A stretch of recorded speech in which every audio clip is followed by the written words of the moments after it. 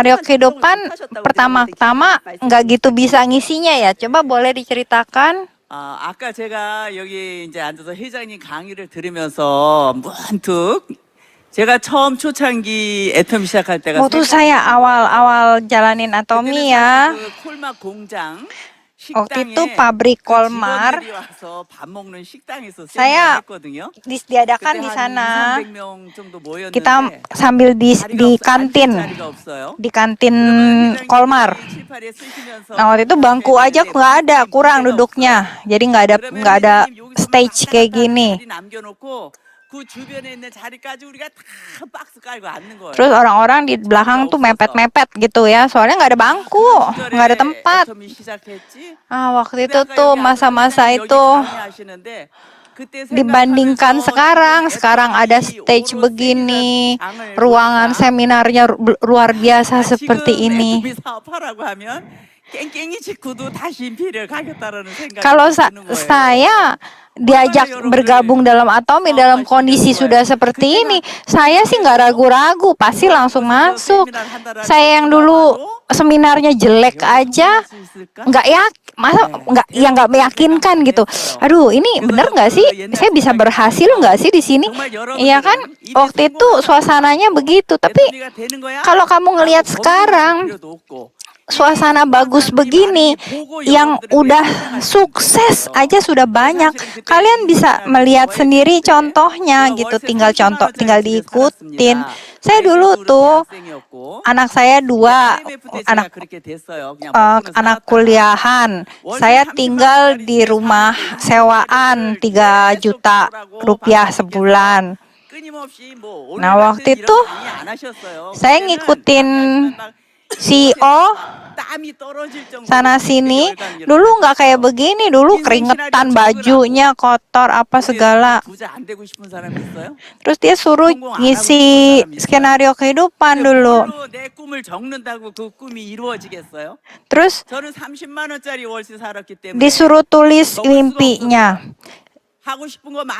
Yang mau ditulis bagaimana? Emang bisa jadi kenyataan? Saya yang tinggal di rumah kontrakan 3 juta sebulan, saya disuruh ngisi, disuruh menulis gambaran wujud saya sukses nanti, masa depan saya. Saya nggak tahu mesti nulis apa. Saya nggak tahu masa depan saya kayak apa, ngeblur semuanya. Jangankan berapa tahun ke depan, berapa bulan ke depannya, saya nggak tahu bagaimana. Tapi CEO kita, Chairman, terus mendorong untuk tulis. Dan akhirnya saya berusaha menulis. Waktu itu saya untuk mobil saya coba tulis zaman itu Genesis kan dulu oke lah ya. Saya tulis Genesis.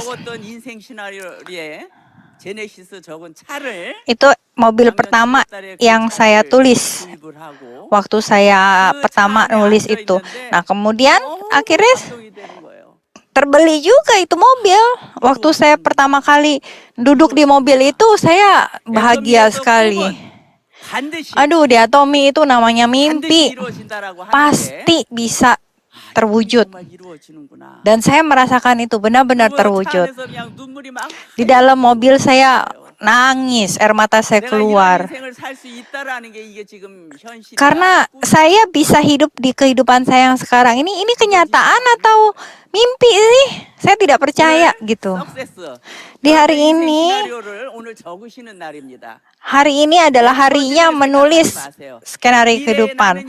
Jangan pikirkan kamu sekarang, kondisi kamu sekarang, jangan pikirkan. Yang kamu pikirkan adalah masa depan kamu seperti apa. Itu yang kamu bayangkan dan kamu tulis. Mimpi-mimpi kalian.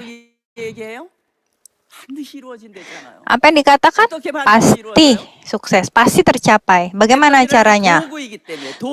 Karena Atomi ini adalah sebuah alat, tangga bagi kita untuk membawa kenyataan kita menjadi seperti mimpi kita.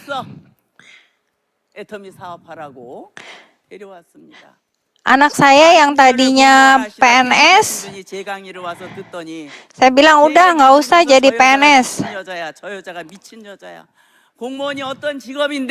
공무원의 아들을 데려다가 다단계를 시키느냐고. Ada 저 orang 여자가 bilang, 미친 여자라고 제 강의 saya gila katanya, orang gila mana yang anaknya PNS disuruh berhenti, disuruh ngerjain MLM. Saya dibilang gila. 회사에 정확한 비전과 확신이 없었다라고 하면 Kalau saya 공무원이 tidak 어떤 직업인지 yakin, 아들을 제가 다단계 시키겠어요. kalau saya tidak yakin dengan perusahaan Atomi ini berapa besar visinya, berapa kesuksesannya, mana mungkin saya menyuruh anak saya yang sudah jadi PNS, saya suruh berhenti, saya tarik ngerjain MLM kayak gini. Justru karena saya percaya, saya yakin pada Atomi, makanya saya berani mengambil keputusan itu. Kalau anak saya masih tetap jadi PNS, mana mungkin bisa jalan-jalan begini ke luar negeri? Untuk anak laki-laki saya, anak perempuan saya sudah saya belikan rumah semua. BMW juga udah saya kasih satu-satu. Saya miskin sekali dulu. Tapi orang miskin seperti saya tidak mau anak saya, cucu-cucunya menjadi miskin juga. Miskin itu sangat susah.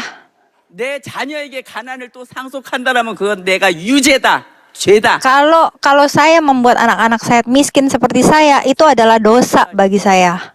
그래서 우리 부모님 대해서 가난은 내가 물려받았지만 Saya memang mewarisi kemiskinan dari orang tua saya, tapi saya tidak ingin mewariskan kemiskinan saya kepada orang tua saya, kepada anak saya. Itu berarti saya tidak punya kemampuan sebagai orang tua.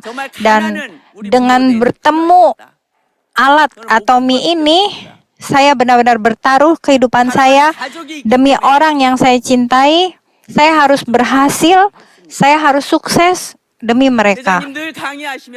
Sambil mendengarkan seminar pengajaran dari chairman, kepada orang tua kita, jangan beri mereka uang jajan, berikan biaya hidup.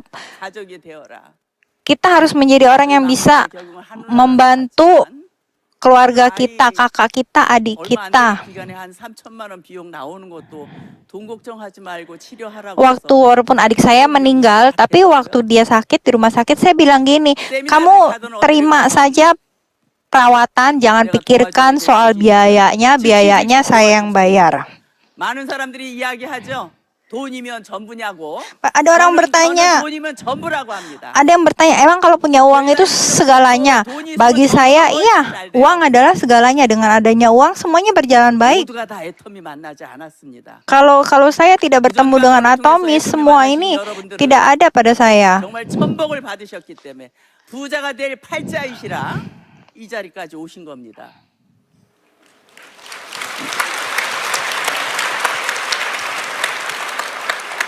인생 시나리오 오늘 다 작성하시고 Semuanya tulislah skenario kehidupan Anda. 확신, 긍정적인 마음을 Yakini, percayalah, semua akan terwujud. 저같이 모두가 성공을 하실 거고 Kalian semua pasti berhasil seperti saya. 뜨거운 물, 찬물 쏟아지는 것도 얼마나 편리하고 행복하게 집안에서 생활할 수 있잖아요. 수도꼭지를 틀기만 하면 돈이 쏟아진다고 한번 생각해 보세요. 수도꼭지만 틀면 저는 지금의 삶이 Uang itu dipakai seperti kamu buka keran air aja. Kamu buka, uangnya keluar. Udah seperti itu. 이렇게 살고 있는 저의 삶이 저는 너무 행복하기 때문에 Saya bahagia sekali dengan kehidupan saya sekarang. Makanya saya ingin 된다라고 하면 pengalaman saya ini Anda semua rasakan juga. Saya tidak apa-apa berkeliling dunia asal semua orang tahu cerita saya, agar semua orang memahami Atomi, semua orang bisa sukses seperti saya. Saya pergi keliling dunia. Saya membagikan kemampuan saya buat orang-orang. 더 몸은 더 건강해지고 더 활달해지고 젊어지고. Dan tapi melakukan itu saya menjadi lebih sehat, menjadi lebih muda.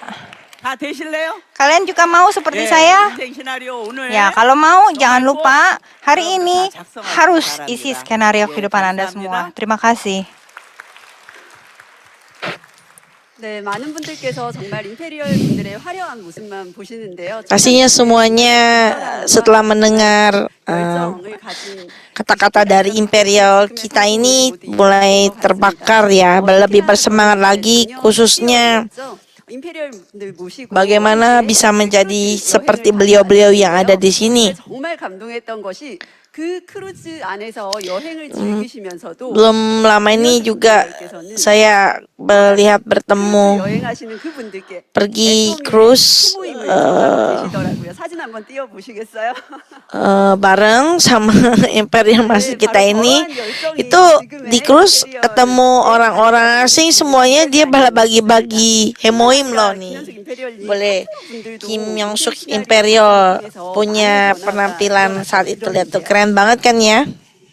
예, 우리가 인생 시나리오를 적어라. 이제 제가 사업한 지 15년 됐거든요. Kenapa saya bilang harus isi ya, itu scenario kehidupan terus saya jalanin ini 15 tahun loh dari awal. 멋진 별장을 져갖고 거기서 파트너들 데리고 세미나를 해요. Saya ketemu satu partner, satu orang di Jepang itu yang rajin ngelakuin hal-hal yang udah kita sampaikan. Lihat tuh rumahnya tuh, mobilnya tuh. Nah ini kita punya member yang ada di Taiwan. Itu caranya apa? Skenario kehidupan terus kita sampaikan terus, itu penting. 보물섬이라고 생각합니다. 그 보물섬을 향해서 우리는 Di rumahnya beliau tuh. 가기만 하면 됩니다. Kalau kita punya skenario kehidupan, kita punya tujuan, kita tahu mau jadi seperti apa ini. Ini yang paling penting. 감동입니다. 감동. 네, 오늘 밤 인생 시나리오 작성 꼭 모두 하시기 바라겠습니다. Pokoknya malam ini semuanya harus ya isi skenario kehidupan.